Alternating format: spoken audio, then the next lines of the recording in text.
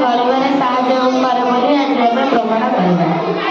ଏଥିପାଇଁ ଏକ ମହମବତୀ, ଦିଆସିଲ, କାଚ ଗ୍ଲାସ ଓ ଏକ ଥାଳି ଆବଶ୍ୟକ। ପ୍ରଥମେ କିଛି ପାଣି ଢାଳି ମହମବତୀକୁ ଥାଳି ମଧ୍ୟରେ ରଖି ଜଳାଇବା।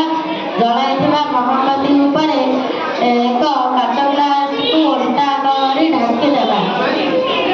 କିଛି ସମୟ ପରେ ଆମେ ଦେଖିବା ଯେ ମହମବତୀଟି ଲିଭିଗଲା ଓ ପାଣି ଉପରକୁ ଉଠିଗଲା।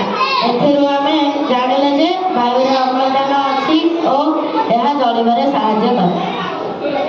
ଆଲୋକ ଶୋଷଣ ପ୍ରକ୍ରିୟା। ଆଲୋକ ଶୋଷଣ ପ୍ରକ୍ରିୟା ହେଉଛି ଏକ ଜୈବିକ ପ୍ରକ୍ରିୟା ଯେଉଁଥିରେ ସବୁ ଉଦ୍ଭିଦ